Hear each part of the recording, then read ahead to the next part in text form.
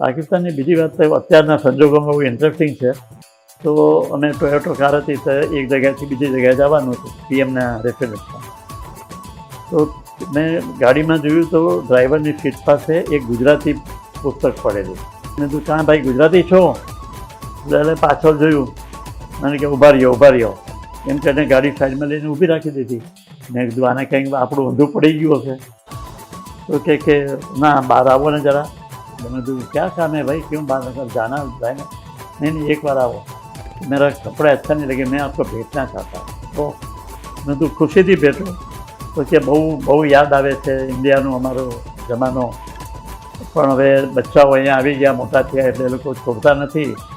ને અહીંયાની હાલત કેવી છે, નીચે ઉપર ખુદા તો નીચે માર્શલ્લા, આ બે જ અમે પીસાઈએ છીએ. ઇન્દિરા ગાંધીને જોયા, એ પછીના બાકીના જે પણ આવી ગયા બધા, ચૌધરી ચરણસિંહ આ લોકોને જોયા, ઇન્દિરા ગુજરાલને જોયા. પણ એ જમાનામાં શું છે કે ભ્રષ્ટાચાર વચ્ચે રૂલ, અને એની સામે કોઈ બધા બોલે કરે તો એમને કંઈ વળતું નહીં ને ગુસ્સો આવતો. Indira Gandhi was only power centric. જ્યારે નહેરુ ગુજરી ગયા અને લાલ બહાદુર શાસ્ત્રીને પ્રાઇમ મિનિસ્ટર બનાવ્યા ત્યારે મેં એમનું મારા પુસ્તકમાં એમનું કોટેશન આપ્યું છે કે દેખુંગી કે વો કૈસે સરકાર ચલાતા હૈ. નરેન્દ્રભાઈની તમે વાત કરો છો તો મોરારજીભાઈ સાથે સરખામણી કરો કે ઇન્દિરા ગાંધી સાથે કરો કે એક હતું છે આમ. પણ એક વાત જાણી રાખો, આ બધાને આટલા જોયા પછી આ દેશમાં જો નેતા એક હતું ન હોય, જો બોર્ડર લાઇન ઉપર સરમુખ હથિયાર ન હોય તો દેશ ચાલે નહીં. અંગત રીતે માનું છું કે આ સદભાગ્ય છે કે અત્યારે આ સંજોગોમાં આપણી પાસે નરેન્દ્ર મોદી દેશ માટે જ છે.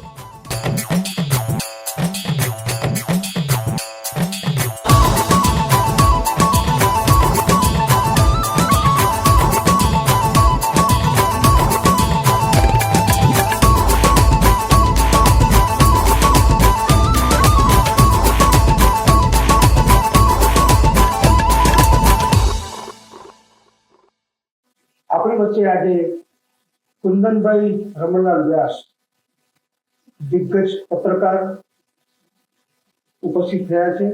કુંદનભાઈ નમસ્તે. નમસ્તે, થેન્ક યુ. પત્રકાર માટે એમ કહી શકે તમે રોલ મોડેલ, અને જ્યારે તમે 1967માં જ્યારે જોઈન થયા ત્યારે તમારા મનમાં શું હતું? પત્રકાર બનવા માટે આપ આવ્યા હતા અને આજે જે લેવલે પહોંચ્યા છો, જે એચીવ કર્યું છે, એ યાત્રા કેવી રહી?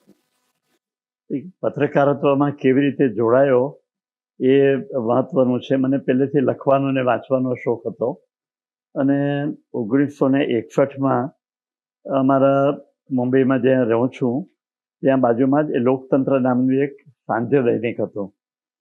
તો મેં ટાઈમ્સ ઓફ ઇન્ડિયાનું ધર્મયુગ આવતું હતું ત્યારે હિન્દી, એમાંથી એક આર્ટિકલ હતો. એમાંથી એક આર્ટિકલ ચાણક્ય ઉપર હતો, ચાણક્ય નીતિ ઉપર. એ મારી મેળે એમાં હિન્દીમાંથી ગુજરાતીમાં ટ્રાન્સલેટ કર્યો અને પછી મને એમ થયું કે આમને આપી જોઉં આ છપામાં છપાય છે કે નહીં. એ પહેલાં મેં સ્કૂલમાં પણ મેગેઝિનોમાં લખવામાં ટીચર્સ અમારા સારા પ્રોત્સાહન આપતા હતા. એટલે આ આર્ટિકલ લઈને 2-3 વખત હું લોકતંત્ર ઓફિસના પગથિયા ચડીને પાછો નીચે ઉતરી ગયો અને હિંમત નથી કે જવાય કેવી રીતે, જાઉં કે નહીં. આખરે એક દિવસ હિંમત કરીને ત્યાં ગયો તો મારા સદભાગ્યે જે પછી મારા આદિ ગુરુ બન્યા, એમનું જે શિષ્ય હું બન્યો ત્યારથી, એ જયંતિભાઈ શુક્લ, એમનો પ્રથમ પરિચય મારે ત્યાં થયો. મેં એમને આપ્યો તો મને કે શું કરો છો? મેં કીધું ઇન્ટર આર્ટ્સમાં ભણું છું કોલેજના જૈનમાં. તો મને કે અત્યારે ટાઈમ નથી, આ મૂકી જાઉં વાંચીને, પછી કંઈક કાલ પરમ દિવસ આવજો. પછી 2 દિવસ પછી હું પાછો જ્યારે ત્યાં ગયો ત્યારે એમણે કહ્યું તમારે લખવાનું સારું છે, સારું કર્યું છે, પત્રકાર બનવું છે? મેં કીધું હા. આ રીતે હું પત્રકાર બન્યો, ત્યાં આગળ જોડાયો. ત્યાં 1 વર્ષ સુધી બરોબર કામ કર્યું. 1962ની આ તમને આશ્ચર્ય થશે દીપકભાઈ કે 62માં જ્યારે ચાઇનીઝ એગ્રેશન આવ્યું અને લડાઈ ચાલતી હતી ત્યારે આ લોકતંત્ર નાનું છાપું હતું, સહકારી ધોરણે કોઓપરેટિવ લેવલ ઉપર ચલાવેલું. એટલે કોઈ પીટીઆઈની કે એવી કોઈ સગવડ ત્યાં હતી નહીં. ને આજના જમાનામાં જેવું છે મોબાઈલમાં ન્યૂઝ મળે આ તે, એવું પણ નહોતું. તો એમણે મને પૂછ્યું કે તમારે કંઈ રેડિયો છે? હું બાજુમાં રહેતો હતો એટલે બધું છે પણ લોકલ છે. તો કે એમાં ન્યૂઝ આવે છે ને 1 વાગ્યાના 2 વાગ્યાના કીધું આવે છે, તો તમારે ત્યાં જઈ અને જે ન્યૂઝની હેડલાઇન જે હોય સાંભળીને લઈ આવીને લાવવાનો. એ રીતે I started reporting from radio bulletin, એમાંથી સાંભળીને, અને એ પછી એમને બહુ ગમ્યું. બીજા દિવસે બધા જે સમાચાર આવતા એ પ્રમાણે રેડિયોના હું બરાબર લખતો, એટલે મને કે તમે સારું કરો છો, તમે ચાલુ રહો પત્રકાર તરીકે. તો એ દરમિયાન મારું સ્ટડી ચાલતી હતી, મારું ઇન્ટર આર્ટ્સમાંથી પાસ થયો. પછી મને જનશક્તિમાં ફ્રી પ્રેસ જર્નલનું પેપર છે એ જમાનામાં, તો ત્યાં એક ભાઈ હતા, એ કે જનશક્તિમાં બહુ જરૂર છે તો તમે ત્યાં આવો.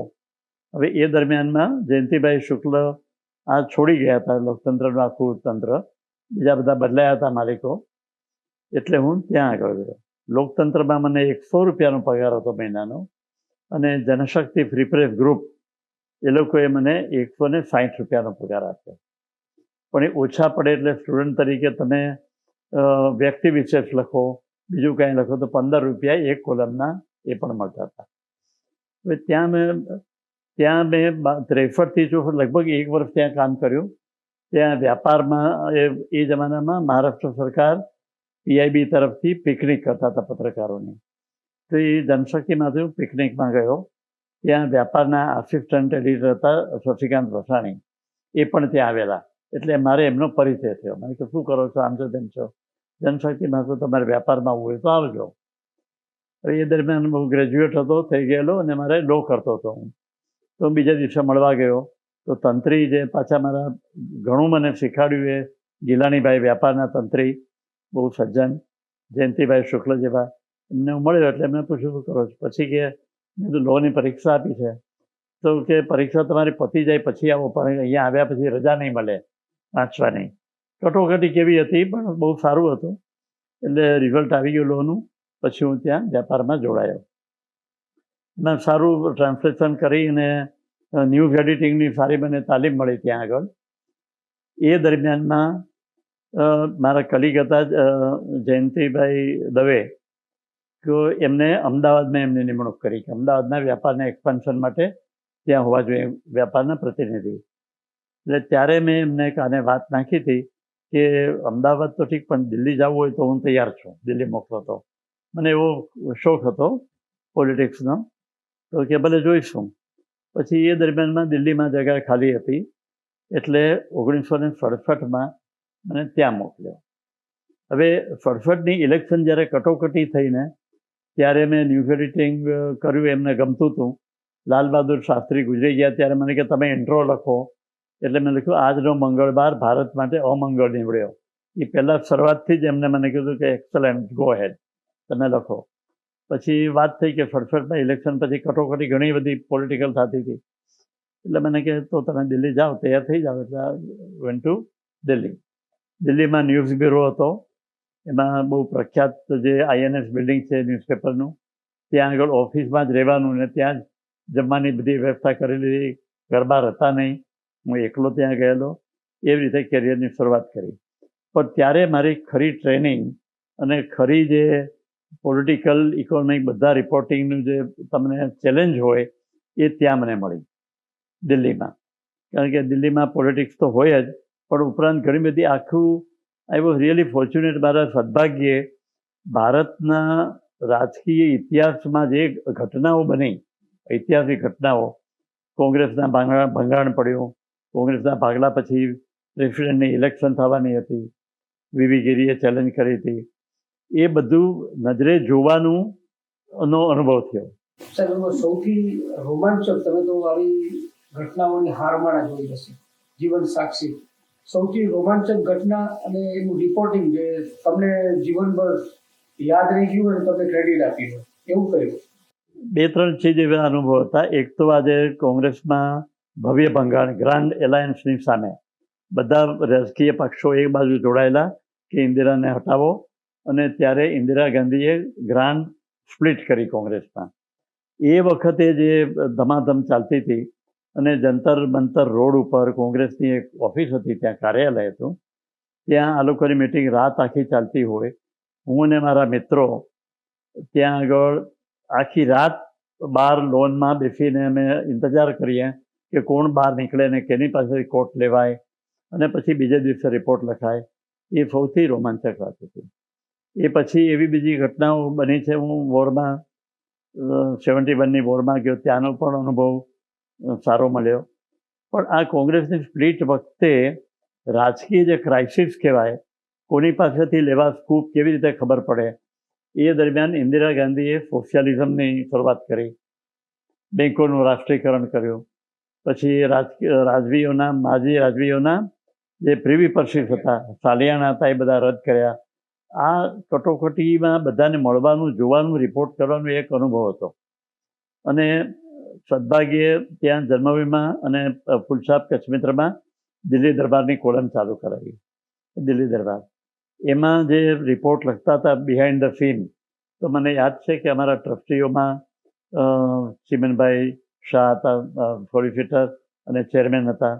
Managing trustee Shantilal Shah, politician, પણ he was the minister of law in Maharashtra government, અને પછી મેમ્બર ઓફ પાર્લામેન્ટ પણ હતા. તો એ પોતે પણ વાંચીને એમ કહેતા કે આ વાંચવાની મને મજા આવે, અમે પહેલાં આ વાંચી લઈએ. એટલે there was a big certificate.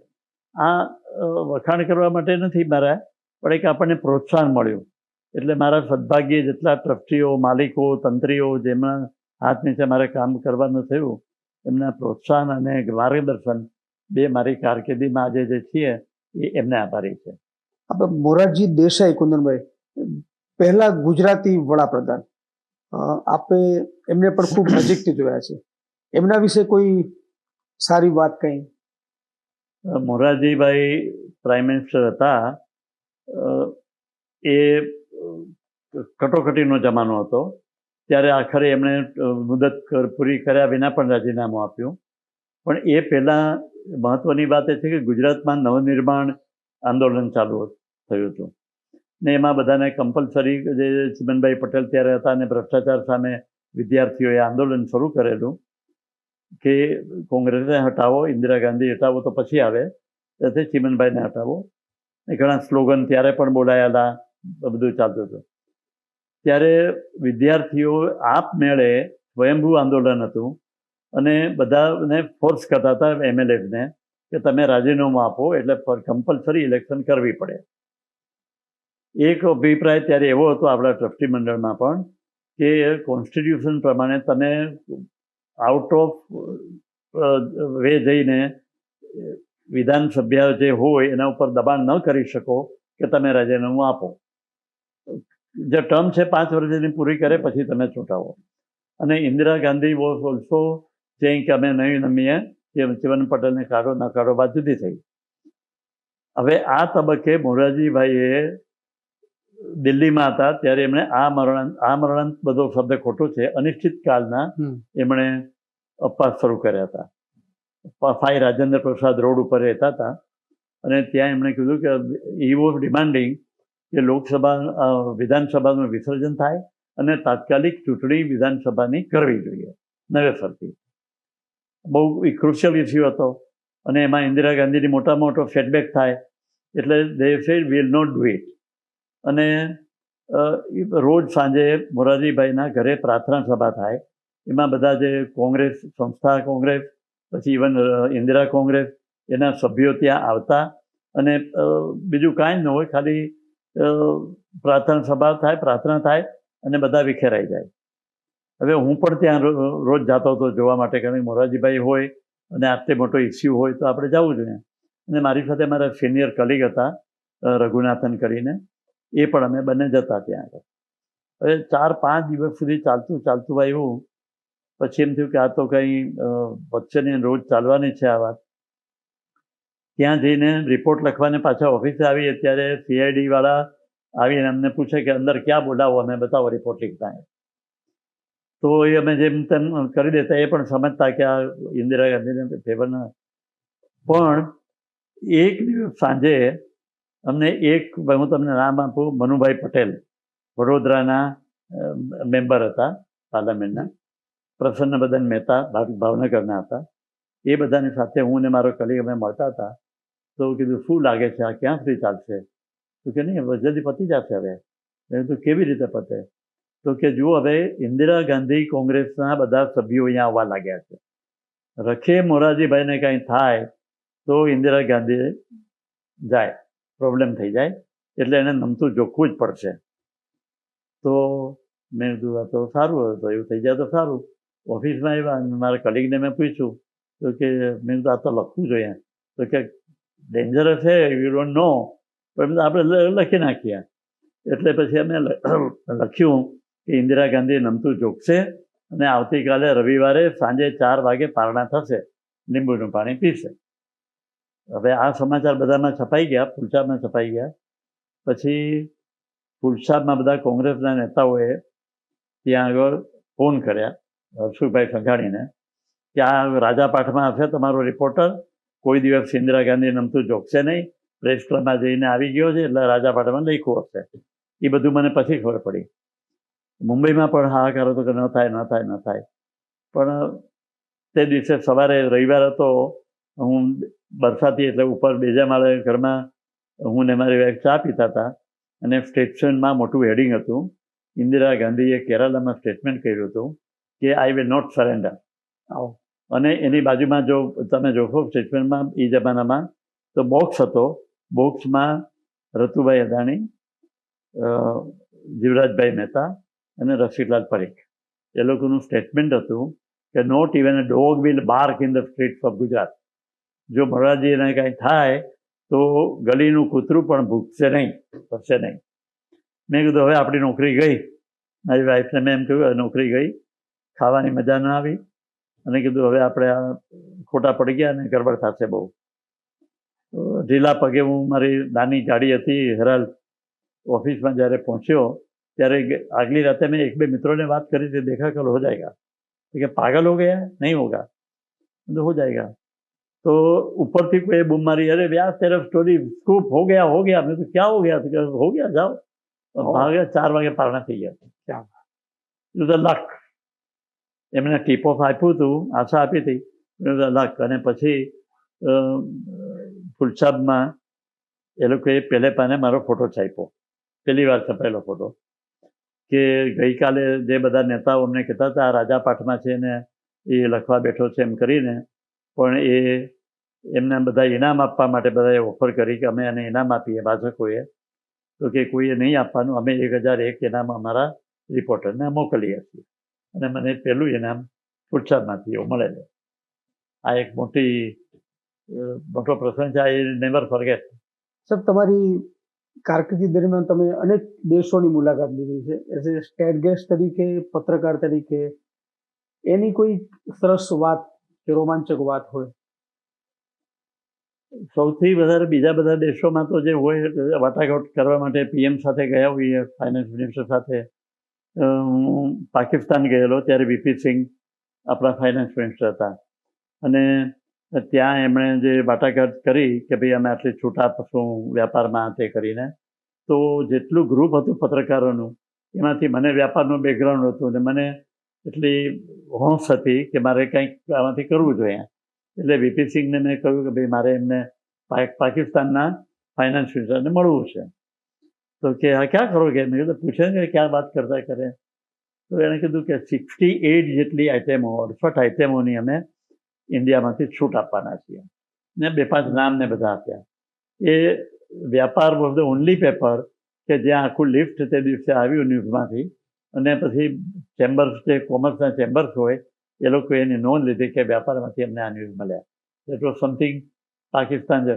પાકિસ્તાનની બીજી વાત તો અત્યારના સંજોગોમાં બહુ ઇન્ટરેસ્ટિંગ છે કે સ્ટેટ ગિફ્ટ હતા, એટલે એક કાર હોય, ડ્રાઈવર ત્યાંનો હોય, એસ્કોર્ટ ઓફિસર હોય. તો અમે ટોયોટો કાર હતી, તો એક જગ્યાએથી બીજી જગ્યાએ જવાનું હતું પીએમના રેફરન્સમાં.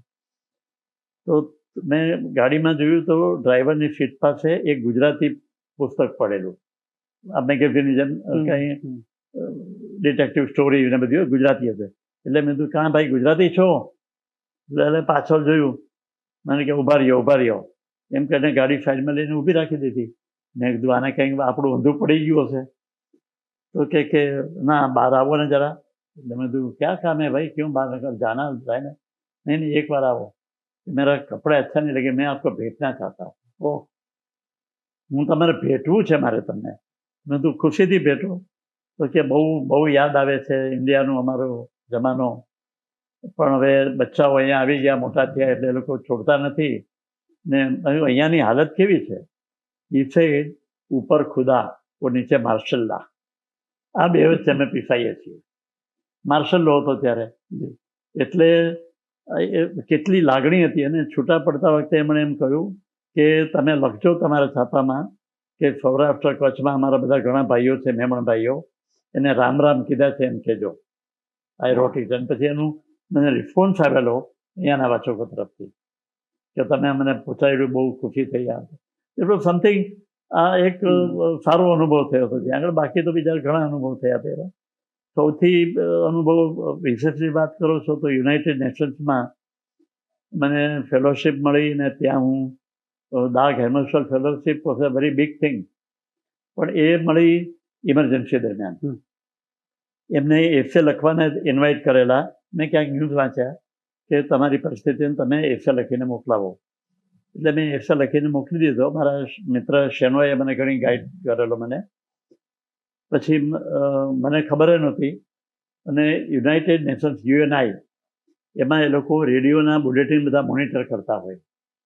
તો એ મોનિટર કર્યા હશે, એમાં સમાચાર આવ્યા હશે કે યુનાઇટેડ ન્યુયોર્કથી કે one Indian journalist name Kundan Vyas selected for this. એટલે એ ભાઈએ મારા કલીગ હતા, સિનિયર કલીગ રઘુનાથન કરીને, એમને ફોન કર્યો કે તેરા કલીગ હે उसको तो ये हो गया. તો સવારે 8:30 વાગે મને આનો ફોન આવ્યો कि मैं मजाक करता है क्या? तो कि नहीं नहीं, बुलेटिन में आया UNI में, कल खबर छपेगी. That is how I came to know through UNI ના રિપોર્ટરે જે મોનિટરિંગ કર્યું રેડિયોમાંથી, એ સમાચાર આપીને એમાંથી એવી રીતે મારે ત્યાં જવાનું થયું. It's a long story. યુએનમાં 4 મહિના રહેવું, એ બધા ન્યૂઝમાં આપણે લખતા હોઈએ, સિક્યોરિટી કાઉન્સિલ, જનરલ એસેમ્બલી, બધી જગ્યાએ જઈને ત્યાં બેસવાનો લાભ મળે, જે કાર્યવાહી ચાલતી હોય જોવાનો લાભ મળે. અને એ જોયા પછી જ્યારે પીરિયડ પૂરો થયો ત્યારે અમારે લખવાનું હતું કે તમારા એક્સપિરિયન્સ અહીંયાનો અમને આપો, અમારે બુકલેટમાં છાપવો છે. બીજા 3 જણા હતા ઇન્ડિયામાં ને એશિયામાંથી, I was the only one. બીજા 2 આફ્રિકામાંથી હતા, 1 લેટિન અમેરિકામાંથી, એટલે 4 જણા હતા. મેં સારો બ્રીફ આપણે લખવાની તો ટેવ હોય, મેં લખ્યું it was my golden period, આમ તેમ લખ્યું. એટલે દે વોઝ સો હેપી. એની ગ્રુપમાં એ લોકોએ તાળીઓ પાડીને કીધું this is golden period, is we are giving your quotation in our book. પછી મને મોકલાવી. એટલે આ એક અનુભવ. સાહેબ, આપણે ભારતની રાજનીતિના સાક્ષી રહ્યા છો લાંબો સમય, અને અટલજીની એક કવિતા છે કે કૌરવ કોણ કોણ પાંડવ, ટેढ़ा सवाल है, दोनों ओर शकुनी का फैला कूट जाल है. તો એ વખતની રાજનીતિ, જે 60-70ના દાયકાની, 80ના દાયકાની અને આજની રાજનીતિ, એમાં તમે શું ફરક મહેસૂસ કરો છો? ત્યારે રાજકારણ ત્યારે હતું. શરૂઆત ક્યારે થઈ રાજકારણની? 69માં, જ્યારે સંજીવ રેડ્ડીના પ્રેસિડેન્ટ માટે કેન્ડિડેટ બનાવ્યા કોંગ્રેસે, અને ઇન્દિરા ગાંધી વધ્યું કે આ એને પ્રેસિડેન્ટ થાય એટલે મારી સરકાર મને ડિસમિસ કરશે. એટલે સી સ્ટાર્ટેડ મેન્યુવરિંગ. પડદા પાછળ એમણે વીવી ગીરી, જે અત્યારે જે ચાલે છે, એમણે જે રાજીનામું વાઇસ પ્રેસિડેન્ટે આપ્યું, એની પાછળનું રાજકારણ છે, એ વાત જુદી થઈ. પણ જે ફેમિલી છે, સરખામણી, વીવી ગીરીને આમણે આ લોકોએ ચાવી મારી પ્રોત્સાહિત કર્યા કે તમે પ્રેસિડેન્ટ બનવા લાયક છો. ત્યારે એવું જ ચાલતું હતું કે જે વાઇસ પ્રેસિડેન્ટ હોય એને પ્રેસિડેન્ટ બનાવે, અને પાછો વાઇસ પ્રેસિડેન્ટ બીજાને રાખે. તો એ વખતે વીવી ગિરીની સાથે આ ઇન્દિરા ગાંધીને ચાણક્ય હતા, Dwarka Prasad Mishra, DP Mishra. He was a real Chanakya type, મધ્યપ્રદેશના ફોર્મર ચીફ મિનિસ્ટર, અને ઇન્દિરા ગાંધીને સલાહ આપતા હતા. It's a long story. બેંગ્લોરમાં વર્કિંગ કમિટીની મિટિંગ થઈ, અને એ મિટિંગમાં ઇન્દિરા ગાંધીએ સ્ટ્રે થોટ્સ, તમને ખબર હોય તો છૂટા છવાયા વિચારો, શું કરવું જોઈએ, રાષ્ટ્રીયકરણ કરવું જોઈએ, આ તે. એટલે મોરારજી દેસાઈ એમ કીધું કે સામાજિક કંટ્રોલ આવે, રાષ્ટ્રીયકરણ ન કરો, નુકસાન થશે એ કરને. તો એના ઉપર વોટિંગ લેવાયા. ત્યારે આમણે YB ચૌહાણ, યશવંતરાવ ચૌહાણ, એમણે સિન્ડિકેટની સાથે, એટલે ઇન્દિરા ગાંધીની વિરુદ્ધમાં વોટ આપ્યો. इंदिरा गांधी धुआं फुआं થઈને બેંગ્લોર में મીટિંગમાંથી બહાર નીકળ્યા હોટલમાંથી કે ઉસકો મેં દેખ લૂંગી એમ કરીને ત્યારે એને ડીપી મિશ્રાને બોલાવ્યા એ સાથે જ એને ચાણક્ય સલાહ આપતા હતા. એમણે કીધું તમે એક જ કામ કરો, સમાધાનમાં તમે મોરારજી દેસાઈને ફાઇનાન્સ મિનિસ્ટર બનાવ્યા છે અને ડેપ્યુટી પ્રાઇમ મિનિસ્ટર, એની પાસેથી ફાઇનાન્સ મિનિસ્ટ્રી લઈ લો કારણ કે he is not supporting your point of view. तो कि अरे ऐसा कहीं गड़बड़ हो जाएगी, गड़बड़ कुछ नहीं होगी. केवल पीढ़ राजकारणी होता तो कुछ नहीं होगा, वो इतना जिद्दी आदमी है, फाइनेंस ले लोगे तो इस्तीफा दे देगा, तुम्हारा काम हो जाएगा. એટલે સીધા ડિસમિસ કરો તો ગડબડ થાય, પણ તમે એમનું ફાઇનાન્સ મિનિસ્ટ્રી લઈને પછી રાષ્ટ્રીયકરણ કરો. એટલે એમણે કર્યું અને મોરારજીભાઈએ ખરેખર જ રાજીનામું આપી દીધું આ જોઈને. સાહેબ, તમે આવા હાઈ લેવલના અનેક નેતાઓના સંપર્કમાં આવ્યા, કેટલાય વડાપ્રધાન જોયા. હું અત્યારના સમયની વાત કરું, અત્યારે નરેન્દ્રભાઈ મોદી 3 ટર્મથી વડાપ્રધાન છે. તો એ વ્યક્તિત્વની રીતે એઝ એ લીડર તરીકે એમના વ્યક્તિત્વમાં અને અગાઉના વડાપ્રધાનો તમે શું ફરક તમને લાગે છે? પહેલા જે વડાપ્રધાન બની ઇન્દિરા ગાંધીને જોયા, એ પછીના બાકીના જે પણ આવી ગયા બધા ચૌધરી ચરણસિંહ આ લોકોને જોયા, ઇન્દિરા ગુજરાલને જોયા. પણ એ જમાનામાં શું છે કે ભ્રષ્ટાચાર વોઝ એ રૂલ, અને એની સામે કોઈ બધા બોલે કરે તો એમને કંઈ વળતું નહીં ને ગુસ્સો આવતો. બીજું, અહમ અને સત્તા ઘણી જોરદાર હતી. એક દાખલો આપું તમને એ પછીનો પણ, કે ચિદમ્બરમ હોમ મિનિસ્ટર હતા, state minister of state four home. Okay, હું અને મારા એક બીજા મિત્ર મહેન્દ્ર વેદ અમે એમને મળવા ગયા. ત્યારે ગુજરાતમાં ઘણી બધી ગડબડ ચાલતી હતી. મળવા ગયા એટલે ટાઈમ આપ્યો હોમ મિનિસ્ટ્રીમાં, નોર્થ બ્લોકમાં મળ્યા, થોડી વાર 15-20 મિનિટ વાત કરી, પછી બહાર નીકળી. પછી હું ઘરે ગયો ત્યારે મારી બાજુમાં એક ગવર્મેન્ટના જ ઓફિસર રહેતા હતા. એમણે કીધું, व्यास जी आप हिंदुस्तान टाइम्स में ज्वाइन किया? मैं तो नहीं, क्या बात है? नहीं, वो CID वाले आ रहे थे, मैं बोल रहे थे कि हिंदुस्तान टाइम्स वाले वो आए थे, होम मिनिस्टर को मिल जाए.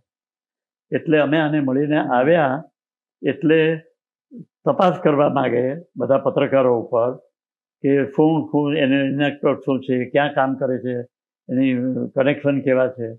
પણ એટલી ગડબડ એટલી કે મારો જે કલીગ મારી સાથે આવેલો હિન્દુસ્તાન ટાઈમ્સમાં હતો, ત્યાં એ લોકો CID ગયા ને ક્યાં તુમ જન્મભૂમિ વાલે હો, એવી વાત થઈ.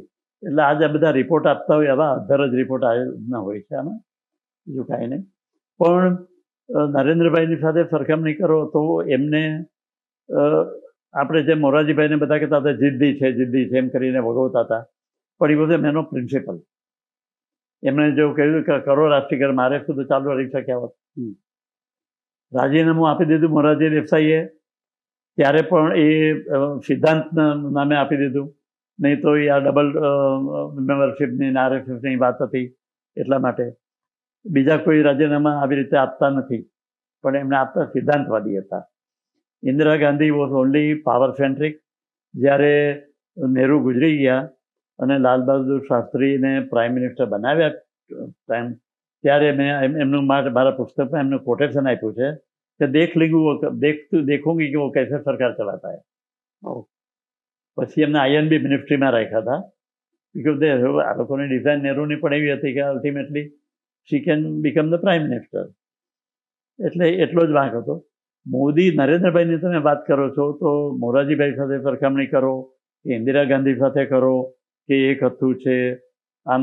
પણ એક વાત જાણી રાખો, આ બધાને આટલા જોયા પછી આ દેશમાં જો નેતા એક હતું ન હોય, જો બોર્ડર લાઈન ઉપર સરમુખ હથિયાર ન હોય તો દેશ ચાલે નહીં. કારણ કે જે રીતે એ કામ કરવા માગે છે હાયર લેવલ ઉપર ભ્રષ્ટાચાર રોકવા માટે, બધું કરવા માટે. અને એક્સેસ એમણે વિદેશ યાત્રામાં કોઈ પત્રકારોને લઈ નથી જતા, એ ઘણાના પેટમાં દુખે. હવે ઇન્દિરા ગાંધીના સમયમાં શું હતું, એ પછી પણ રાહુલ ગાંધીના સમયમાં પત્રકારોની સાથે માલિકો જોડાઈ જતા હતા પોતાના ધંધા કરવા માટે. એટલે એ બધા રિપોર્ટ અહીંયા આવ્યા. એટલે એમણે કહ્યું કે પત્રકારોની જરૂર નથી, જેને જવું હોય એમને મળે ખબર કરવા જાય, દે કેન અફોર્ડ. આ મોટા છાપા મોટા માલિકો છે એટલા માટે એ બંધ કર્યું. એન્યુઅલ પ્રેસ કોન્ફરન્સ રાખતા હતા ઇન્દિરા ગાંધી, 1 જાન્યુઆરીએ દર વખતે પ્રેસ કોન્ફરન્સ બધા સવાલના જવાબ આપે એવું કરે, એ એમણે બંધ કર્યું. અને કારણ કે પત્રકારોને એ પ્રાઇમ મિનિસ્ટર બન્યા પછી મને મળેલો, હું અને આનંદ બંનેને પાર્લામેન્ટ હાઉસમાં મળેલા, ત્યારે એમણે કીધું કે આનંદ એમ બોલી ગયેલો કે હજી આ લોકો ડાયજેસ્ટ નથી કરતા કે તમે ગુજરાતથી આવેલા પ્રાઇમ મિનિસ્ટર કેવી રીતે બનો. એટલે મને હું એપતાઈ કે બધા ક્યાં બોલે છે, પણ એમણે કીધું આનંદ બાબુ તમારી વાત સાચી છે, હું જાણું છું કે આ લોકોને બધાને એમ જ દુખે છે કે આ ચાયવાળાનો છોકરો આ તે પ્રાઇમ મિનિસ્ટર કેવી રીતે બને, વારસાગત હોય તો જ બને, પણ હું બધાને ઠીક કરવાનું. એટલે એક એ ખુમારી છે ને, એ હું અંગત રીતે માનું છું કે આ સદભાગ્ય છે કે અત્યારે આ સંજોગોમાં આપણી પાસે નરેન્દ્ર મોદી દેશ માટે છે. એટલે જીદ્દીમાંનું ઇન્દિરા ગાંધીની જેમ બધી સરખામણી થાય છે કે આ ઇમરજન્સીની જેમ કરશે, બધા પગલાં લઈ રહ્યા છે. પગલાં લેતા હોય તો આ લોકોને અંકુશમાં રાખવા માટે છે, એને દૂર કરવા માટે છે. એટલે જો દેશની દ્રષ્ટિએ વિચારો તો એમાં ઇમરજન્સી હતી, સત્તા ગ્રહણ કરવા માટે હતી, છોડવા માટે નથી. આ સત્તા માટે નથી, પણ દેશની સેવા માનો તો સેવા, સુધારા માનો તો સુધારા, એના માટે કરે છે. એટલો ડિફરન્સ છે. આપણે કુંદનભાઈ પત્રકાર તરીકેની કારકિર્દીમાં અનેક એવોર્ડ જીત્યા છે, અને મારો સવાલ એ છે કે આજના પત્રકારો, આજે તો આપ જાણો છો કે પત્રકારત્વ સામે પણ એક શંકાને દાયરાથી જોવામાં આવે છે. સોશિયલ મીડિયાનું કારણ હોય કે બીજા બધા કારણ હોય, તો આજના પત્રકારોની ઉભરતી પેઢીને આપ શું શીખ આપશો?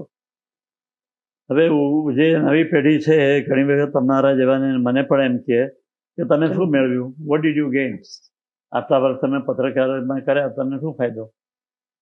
Because it is all become commercialise. અને કમર્શિયલાઇઝ એટલે થયું કે corporate democracy has become corporatocracy. Corporate જ્યારે હાવી થઈ ગઈ, એ લોકો ઇલેક્શનમાં પૈસા આપતા હોય એટલે પોતાની દ્રષ્ટિએ પત્રકારોનો ઉપયોગ કરવા લાગ્યા. અને પત્રકારો પણ, હું નથી કહેતો બધા જ પત્રકારો, પણ એક પાવરફુલ સેક્શન જે વધારે વોકલ છે, એ લોકો કોર્પોરેટના કહેવા પ્રમાણે, છાપાના માલિકો કહેવા પ્રમાણે એને બધી સાઠગાંઠ હોય છે. ઘણા પત્રકારો જાસૂસી માટે પકડાયા છે. ઘણામાંથી મારા મિત્ર જેવા હતા, આમાં સાથે ફરતા, એ લોકો પેટ્રોલિયમ કેમિસ્ટ્રીમાંથી ફાઇલો લેતા પકડાયા છે. એટલે પત્રકારોને બદનામી ઘણી થઈ છે. સાહેબ, મારો છેલ્લો સવાલ એ છે કે આપે જન્મભૂમિ ગ્રુપ સૌરાષ્ટ્ર ટ્રસ્ટ સાથે આપે જિંદગી કાઢી, અને સાથે અલગ અલગ જે સંસ્થાઓ છે, ઇન્ડિયન લેંગ્વેજીસ ન્યૂઝપેપર એસોસિએશન હોય કે બીજી સંસ્થાઓ, જેમાં તમે એઝ એ ચેરમેન તરીકે સેવા આપી, તમે અન્ય છાપાઓને પણ ઓળખો છો. તો સૌરાષ્ટ્ર ટ્રસ્ટના પત્રો, જન્મભૂમિ હોય, જન્મભૂમિ પ્રવાસી, ફૂલછાપ, વ્યાપાર, કચ્છ મિત્ર, એમાં અને બે છાપાઓમાં શું ફેર છે આપણી નીતિમાં કે આપણા જે આચરણમાં? નીતિ તો સૌ જે નક્કી કરે એ પ્રમાણે હોય છે. આપણી નીતિને જ્યાં સુધી પોલિટિકલ લાઇનેજ એમાં મને યાદ છે કે ઇમરજન્સી પછી ટ્રસ્ટી બોર્ડની મિટિંગ મળી, ત્યારે મને દિલ્હીથી ત્યાં બોલાવેલો કે હવે કેવી લાઈન આપણે લેવી. ત્યારે ચેરમેન અને બધા ટ્રસ્ટીઓએ એક અવાજે એમ કીધું હતું, ઘનશ્યામભાઈ પણ હતા, કે આપણે કોઈ પક્ષના વાજિંત્ર નથી, દેશના હિતમાં જે હોય એ પ્રમાણિકપણે તમને લખવાની, રિપોર્ટ આપવાની છૂટ છે. એટલે બીજા માલિકોમાં કે જ્યાં કોઈ દબાણ હશે કે લખાવતા હશે જે રીતે, એવો અનુભવ મને થયો નથી.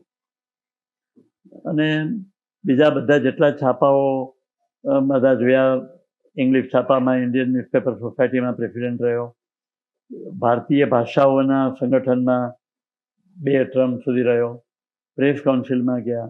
બધી જગ્યાએ જે અનુભવ થયા એમાં છે કે આપણે જે જન્મભૂમિ ગ્રુપમાં સેવા આપી એ સાર્થક હતી. આપણે એમાં આપણો જે પણ યોગદાન હોય એ આપ્યું એ યોગ્ય હતું. નહીં તો આ જ નોલેજ, આ જ પદ જે બધા ભોગવ્યા, કે આ જે નોલેજ છે એ બધી જો બીજી કોઈ જગ્યાએ હોત તો એનો દુરુપયોગ માલિકોએ ઘણી ખુશીથી કર્યો હોત. એવું આપણે નથી કરી શક્યા, અને આપણે નીતિબદ્ધ રહ્યા, એટલો આમાં તફાવત છે. પત્રકારનું જીવન ખૂબ રસપ્રદ હોય છે. એમાં કુંદનભાઈ જેવા પત્રકાર, એમની જીવન તો હું કહીશ કે નવલકથા લખાય એવું રોમાંચક છે. કુંદનભાઈ, આપ કચ્છ મિત્ર પોડકાસ્ટમાં આપ આવ્યા અને આટલી સરસ માહિતી આપણે દર્શકોને આપી, આપનો ખૂબ આભાર.